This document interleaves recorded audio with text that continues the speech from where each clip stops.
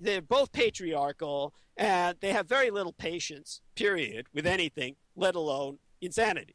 So you've got Ariel Sharon and Yasser Arafat, who's still alive at the time, and they're holding these intensive peace negotiations, and Clinton brings in Chelsea. And they're both saying, dude, are you nuts or what? What are you doing bringing a barely pubescent girl into all of this man's environment where we're holding these peace talks that are deciding the fate of nations? What are you bringing her here for?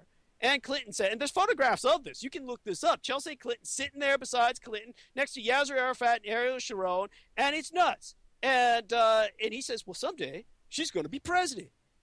And that's because the fix was in. At that point, there was a deal that had been made where they were going to toss the administration back and forth like a basketball. You didn't have any choice in the matter. It never was yours. And it was going to be Bush Sr., then Clinton, the Willie the Clit, and then it was going to be, of course, the Bush Jr., the retard, the family idiot, and then it was going to be Hillary, and then it was going to be Jeb, and then it was going to be Chelsea.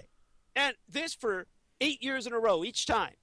So your entire future was mapped out for you. It's being tossed between the Bush and the Clintons for the next umpteen generations. So this was the fix.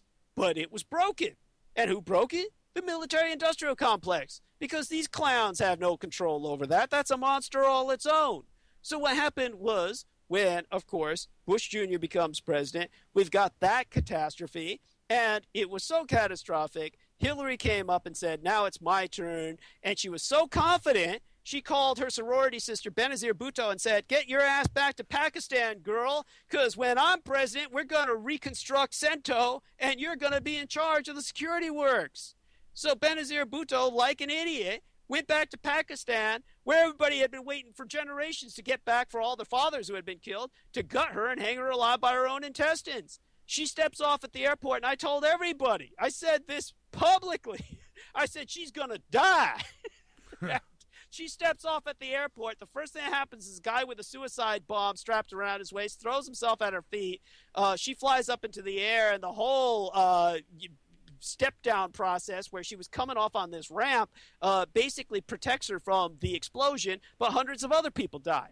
So then she gets shuffled into an armored car. She gets into this armored car, and she doesn't make it but a few blocks before another suicide bomber wearing a backpack bomb throws himself under the car, blows himself up, and she dies the way all these GIs die in Iraq. Now, all the GIs in Iraq, the most common injury and the most common killer is traumatic brain injury because of all the IEDs, or improvised explosive devices. And these improvised explosive devices will go off under a car, under a Humvee, an armored car, and the guys, whether they're wearing the helmet or not, will suffer a TBI, traumatic brain injury, because they're slammed up by the force against the roof of the armored car, and their skull gets smashed. That's exactly how she died, like a U.S. soldier in Iraq. Her skull went up against the top of the armored car, got squashed open like a grape, and her brain splattered everywhere, and she died. And of course everybody says, oh, that's because she was wearing lipstick.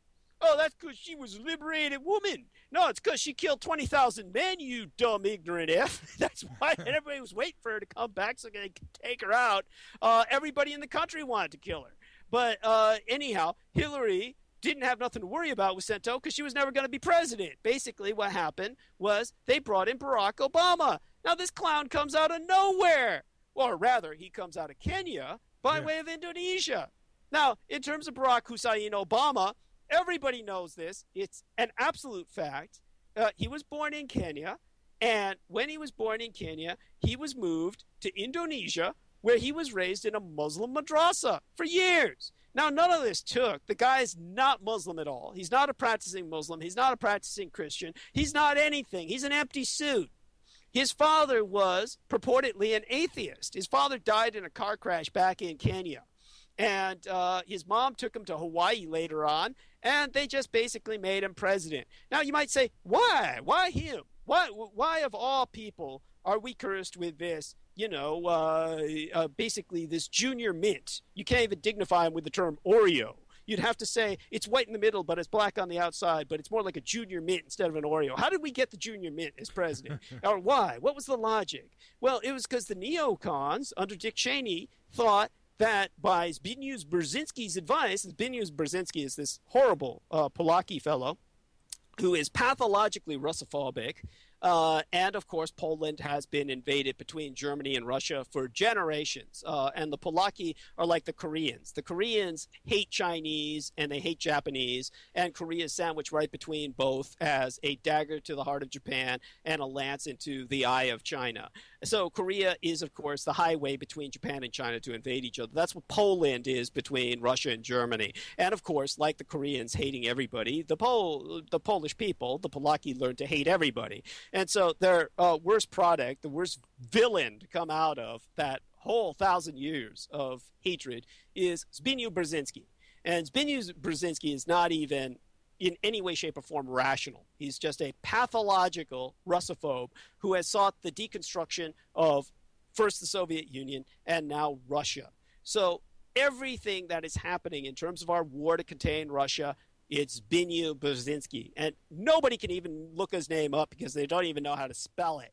But the whole point is, that's the man running your American empire in the same sense that Henry Kissinger ran your empire at the time of the Nixon administration and many administrations before. As a matter of fact, if you look up Zbigniew Brzezinski's career, you'll find his career history where he was used by Lyndon Baines Johnson, where he was running your administration prior to Kissinger. Then Kissinger comes in, and then you've got this Kissinger and Zbigniew Brzezinski trade-off of who's running the empire, in the same sense that Benjamin Disraeli was a Jewish individual who ran the British Empire. Attack victim, Kathy O'Brien. It was 1978, and it was determined that I had endured sufficient trauma to carry out my first trial run operation. An enormous quantity of cocaine had been flown in on one of these operations, and I was to deliver it into the neighboring state of Arkansas. By that time, Bill Clinton's drug operation was in full swing. He was governor of Arkansas, and I delivered this cocaine to a remote airport in Ouachita Forest, which I've since identified as Mena Airport. I also delivered a little packet of information and a small quantity of cocaine, a personal stash from J. Bennett Johnston, to Bill Clinton. I delivered it to Bill Clinton, and he cut out 2 lines of the coke, and he did inhale.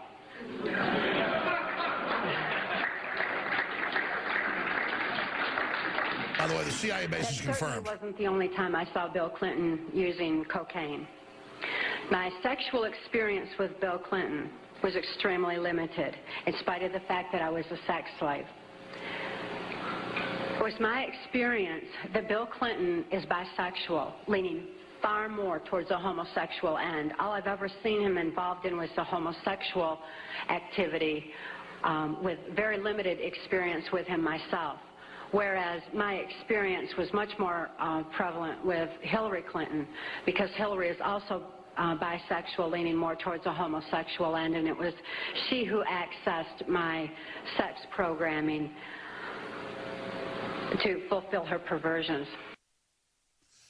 Now, they had these programs, and this is when the programs were going on. This is congressional hearings were in the 70s.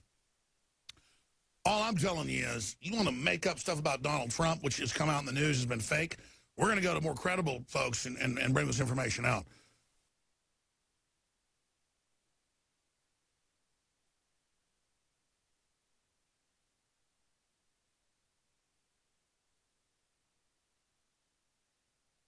In superseding America as the prime civil from about 1993, which is when President Bill Clinton handed over America's greatest technology to Israel.